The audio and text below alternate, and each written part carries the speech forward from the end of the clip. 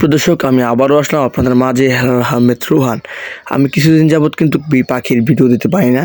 তো আমার এই ভিডিও কিন্তু আজকে প্রায় অনেক দিন পরে আজকে এই ভিডিওটা আমি আপলোড করলাম, কারণ কয়েকটা ভাই আমাকে কমেন্ট করে বললো যে ভাই কিছু তথ্য জানার জন্য। একজন ভাই আমাকে কমেন্ট করে বললো যে ভাই আমি তো শালিক পাখির বাচ্চা সংগ্রহণ করেছি, তো এটা কী খাবার খাওয়াইলে শরীর স্বাস্থ্য ভালো থাকবে।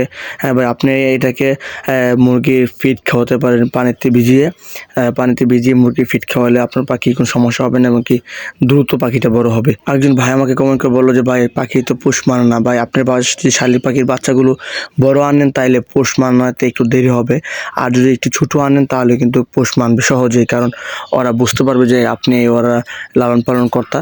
তো একটু ছোটো বাচ্চা আনলে, আপনি 1 থেকে 10 দিনের বাচ্চা আনলে আপনার শালিক পাখিটা তাড়াতাড়ি পোষ মানবে। আরেকজন ভাই আমাকে কমেন্ট করে বললো যে ভাই আমার পাখি 4-5 মাস হলো কথা বলে না। ভাই পাখি কথা বলার সময় হলো যে পাখি যখন পালক পরিবর্তন করবে ওই সময় পাখি কথা বলবে।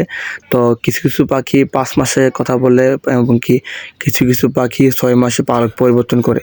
তো এই দুইটা টাইমে কিন্তু পাখি কথা বলে, এবং পালক পরিবর্তন করার সময় কিন্তু পাখি কথা বলে। তো ভিডিওতে দেখতে পাচ্ছেন যে আমার মিটু কিন্তু দেখছেন কীভাবে শুয়ে আছে, অনেক দুষ্টুমি করে, অনেক প্রায় সময় আমার সাথে ফাজলামি করে। তো আজকে ভিডিও এখানে শেষ করলাম। তো সবাই ভালো থাকবেন, টিভির পেজটাকে ফলো দিয়ে রাখবেন। খুদা হাফেজ।